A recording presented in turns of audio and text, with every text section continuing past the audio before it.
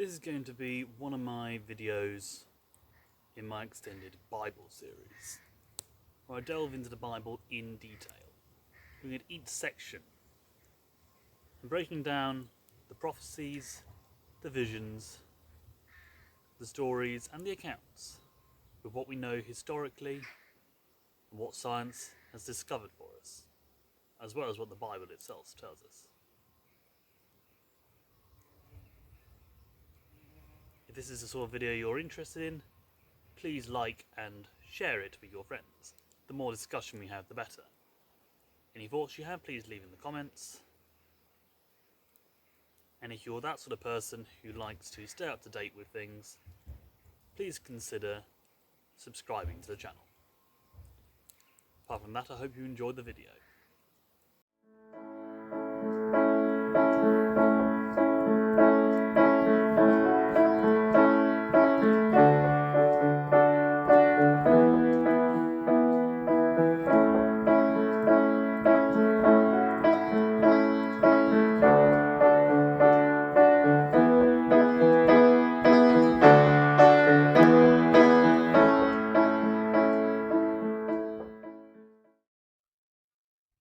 To start the series off, we're going to start at the beginning.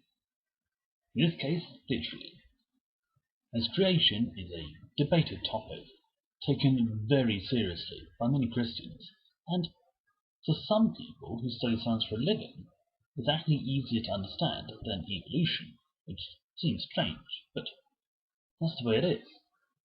Many people think that science, with their evolution and natural selection and the Big Bang Theory, has the creation story completely trumped. But I'm not so sure. In fact, on closer inspection of both the Christian creation story and the scientific explanations, I found they have quite a few connections that, far from contradict each other, actually complement each other. This, along with other creation myths from other cultures, makes for interesting discussion. So what are these connections? And why do they make such riveting debate? Before we begin, I need to establish the origin of this text. It's commonly believed that the book of Genesis was written by Moses, father of Israel, for him. Writing would have been well established at the time by the Egyptians and the Sumerians, so he had the facilities. Now, since we have a well-established birth and origin of Moses, not to mention his ancestry back to Adam, it's obvious that he wasn't around to witness the creation itself. Couldn't have been there. So, this is most likely a vision interpretation, where God sent him a vision of the first days and he was able to write it down. As a result, we're going to have to hold a few things in suspense. We don't know quite what he experienced or quite how he would have interpreted it. We can only tell what's going on by looking at the text. I'm not really focusing on any particular translation, so if I start cherry picking, I'm sorry. As it is, let us begin. In the beginning, God created the heavens and the earth. The earth was without form, and the void, and darkness was on the face of the deep. This excerpt from the book of Genesis tells of how the universe was before things began.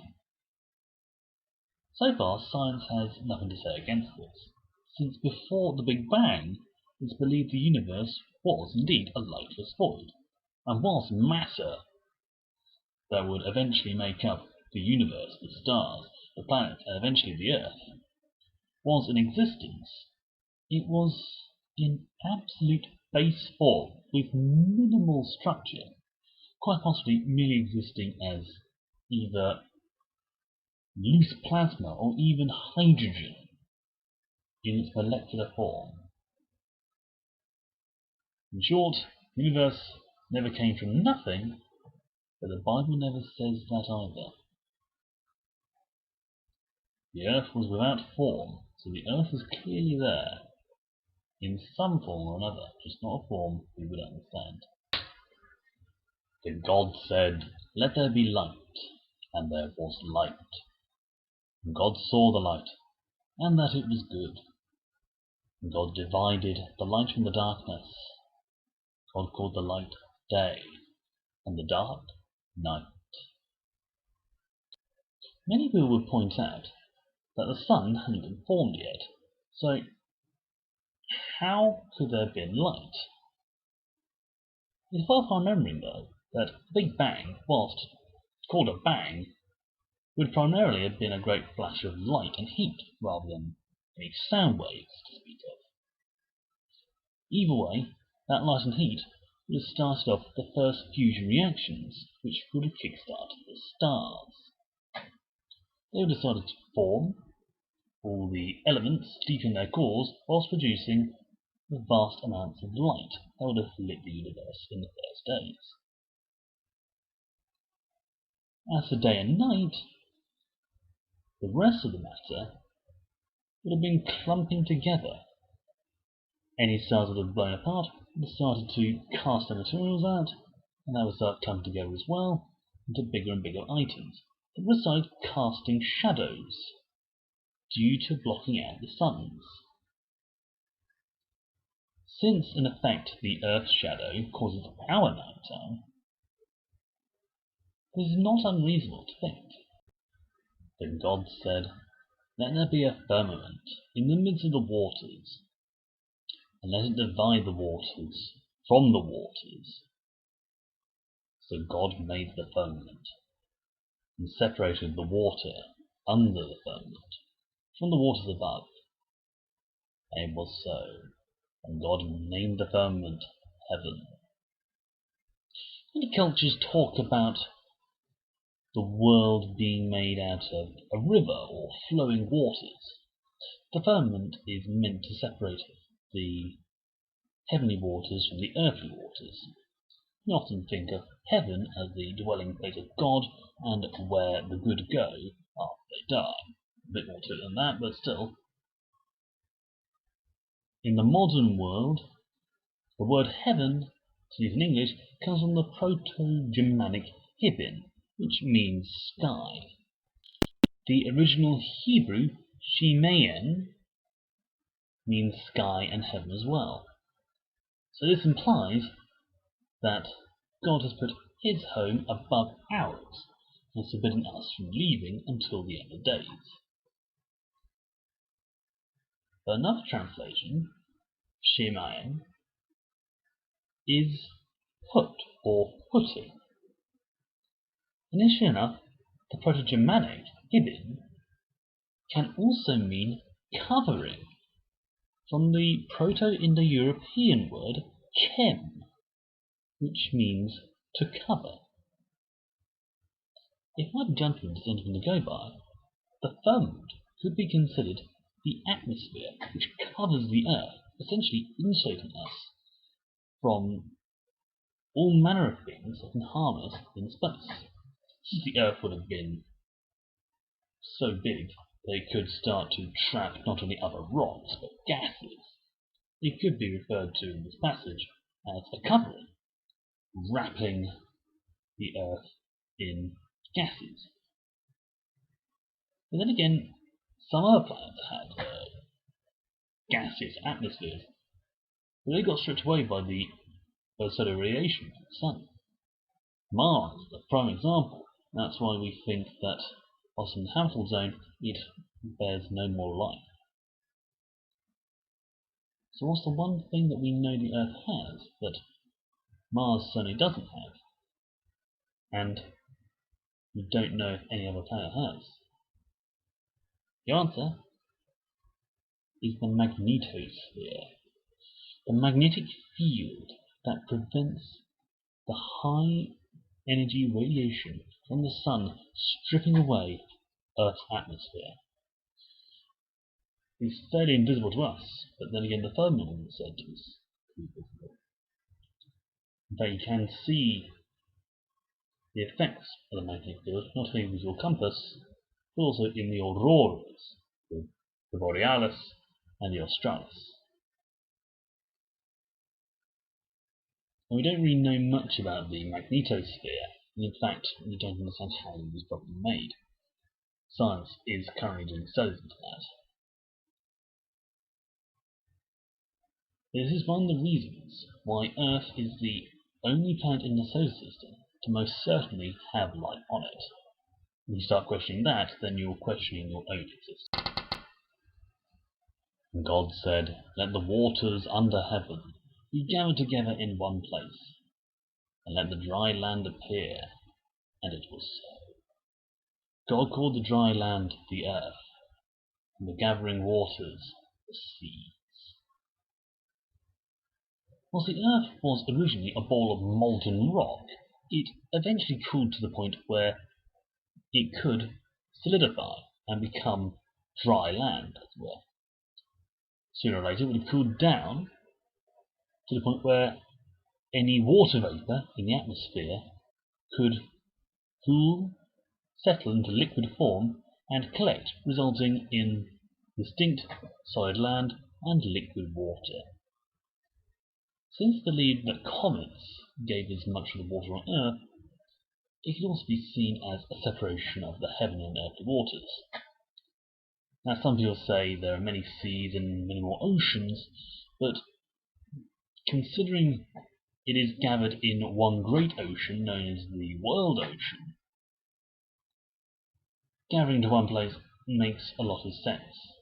The land was never said to be a single solid mass either. Then God said, "Let the land produce vegetation, seed-bearing plants, and trees on land that bear fruit with seeds in them, according to their varied types." And it was so.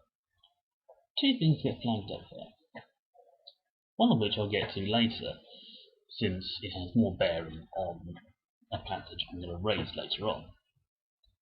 The second one is that plants didn't develop flowers or fruits until animals walked the earth, which was millions of years later. The early plants have different reproductive cycles. They don't require insects or animals to spread their pollen or seeds. Instead they produce spores like mushrooms that even grew on the outside of the plant, or in some cases into pockets that were hung from the plant in the manner of a fruit until they were developed enough to disperse by means of moisture or on the wind itself. Seems a bit odd, but that's the way plants worked in those days.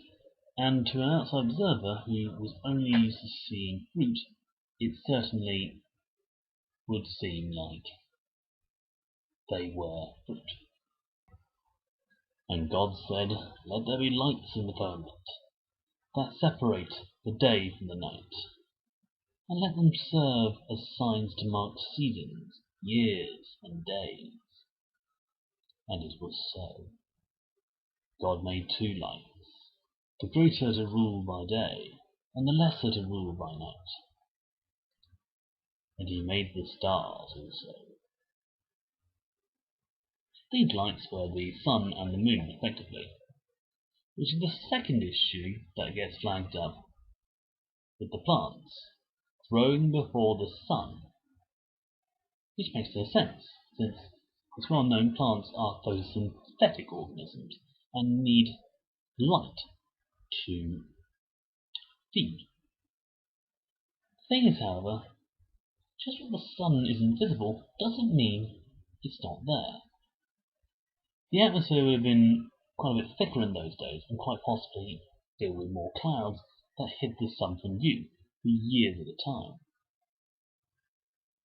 Yet, photosynthesis would have carried on. Anyone who lives in a country known for its geothermal weather, such as the UK, or in my case Scotland, knows that there are days where the cloud cover can be horizon to horizon and hide the sun from view for days at a time. While this can make the light rather gloomy, there's still a distinct difference between day and night, whilst providing enough light for plants to photosynthesize. Anyone who has photovoltaic panels on their roofs will know that they don't need direct sunlight to operate, but it does improve it. They can still work with diffused light filtering through the clouds. Plants are the same. They've been doing a lot longer than we have. And God said, "Let the waters bring forth abundantly the moving creature that have life, and the fowl that may fly above the earth in the open firmament of heaven." And God created great whales, and every living thing that moved, which the waters brought forth abundantly after their kind, and every winged fowl after his kind. I originally thought the word fowl in this case was either a mistranscription of foul creature, or even a mistranslation, and therefore didn't mean birds, but rather insects, since birds didn't take to the sky until animals walked the earth. It was long after this. But I took a look. The Hebrew word ve'uf does in fact translate to mean bird. In this particular case, it means chicken. So it could be fowl than poultry fowl. No word that can suggest insects are within reasonable deviation of translation, so clearly Moses meant birds. But since whales wouldn't have swum in the sea before animals walked the earth either, I think this is where the assumptions of Moses start to get in the way. Early insects would have been huge and multicoloured. Some suggest the griffin fly, the giant dragonfly of the Carboniferous era, would have been the size of a bird, possibly a seagull, so big and bright, flying through the air. Easily mistakable for a bird if you're not paying attention, or just overwhelmed by the images. Now, whilst there were giant sea creatures that could, at most glance, be mistaken for whales, they most certainly would have belonged to other families of life, particularly the giant orthocones, the ammonites, or even, quite possibly, the placoderms, the giant armored fish. If you were used to seeing whales, however, in the Red Sea, or even whale sharks, then this wouldn't have been too big a leap to make.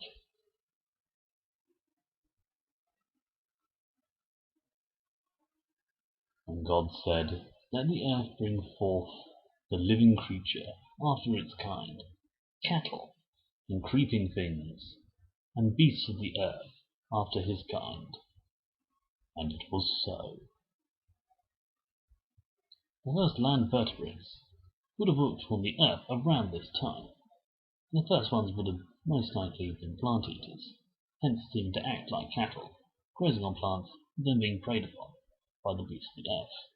Again, another assumption made by Moses, that if you're used to seeing one thing, and then you're faced with a similar situation where a planting animal gets eaten by another animal, in the midst of all this wild imagery, you would most likely write down what you know as well as what you saw, and therefore link the two together. And God said, "Let us make man in our own image, after our likeness, and let them have dominion over the earth, the fish of the sea, the fowl of the air, the cattle, and over all earth, over every creeping thing that creepeth upon the earth."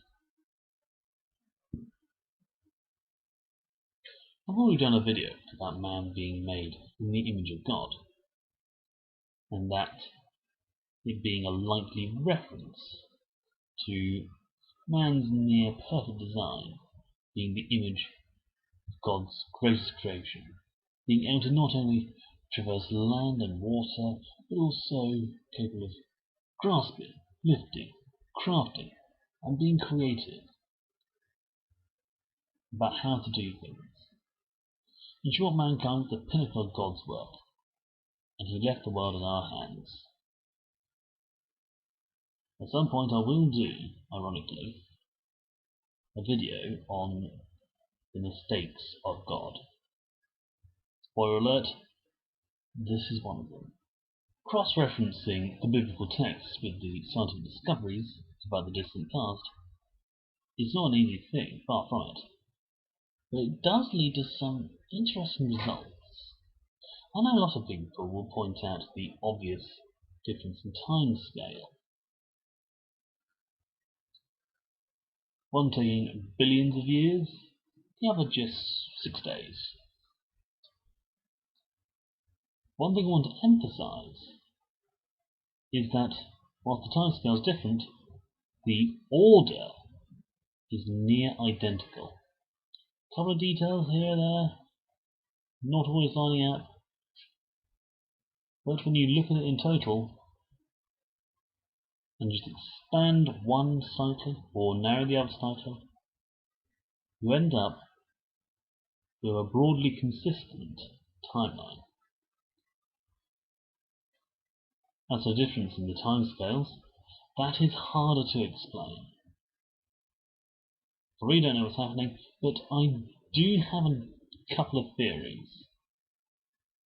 You have to remember that in Moses' day, the day ended when it got dark and started when the sun came out.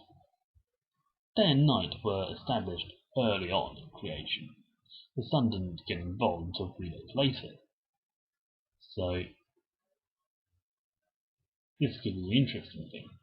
It could be that God used the day-night cycle to indicate the passage of time. Some playwrights and cinematographers use similar light flows to do the same, and certainly when you do a blackout on stage or a blackout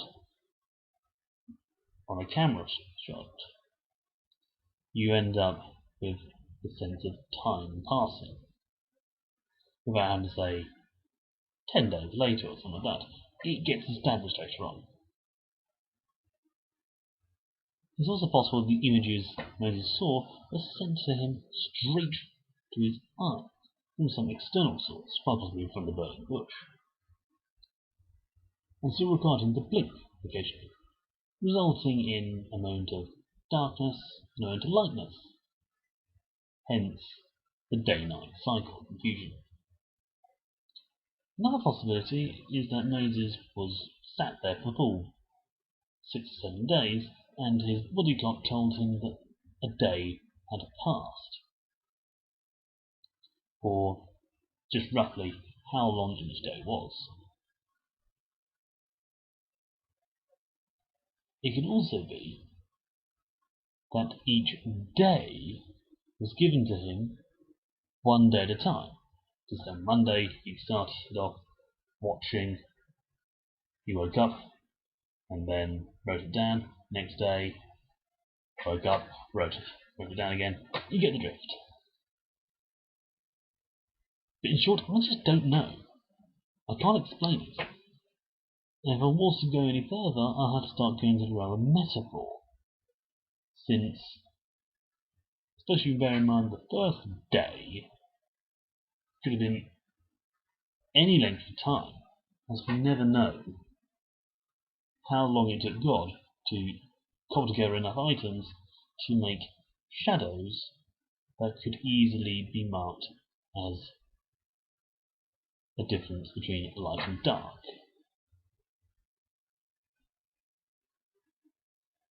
It could also be that exactly a metaphor for a certain amount of time, since some people say someone in his day, certainly I've heard people say back in the day.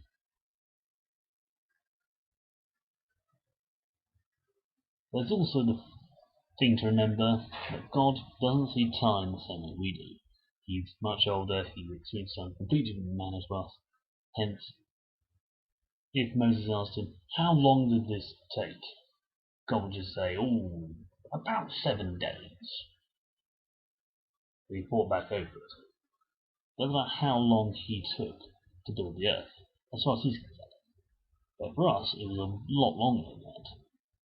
In theory, we could break down the whole of geological and astrological history into sections that would include 7 days, and we'll start to see roughly how long the world's been around.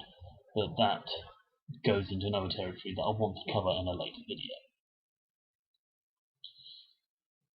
But whilst the timeline doesn't agree on the scale of time, the order matters, and it does, in this case, remain consistent across the biblical and the scientific timelines. Other creation stories don't give reference to timelines, thank goodness. But most mention that great things have to die and break apart in order for the earth to be built. In the Hindu faith, I think it was Brahma gets divided into the many parts that make up the earth. I don't know exactly, I haven't studied Hindu law. In the Norse tradition, it was the great giant, I think it was Ymir, something like that. He was killed and broken apart by his sons, and he made up the realm of Midgard. And in Greco-Roman mythology, the great father of the gods and the titans, he was divided in order to make the earth and all things grow. All that is reminiscent of how the stars, the great celestial forces, had to die and break up to release the raw materials needed to build a planet like the Earth. I'm giving it very short shift, but ultimately, when you look at them side by side and put them in their sensible places where they actually match up, you can see their timelines, whilst differing slightly in times, if they thought to give times at all, they are matching in sequence of how things came together. That's the thing.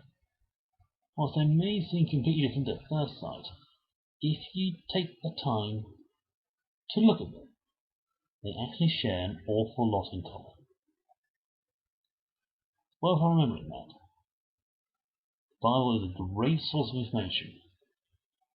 If you sit here for too long, you're never going to see what the Lord has around you. Hope you enjoyed this video. Please feel free to leave your thoughts in the comments below. Like, share and subscribe. Until next time, thanks for watching and God bless.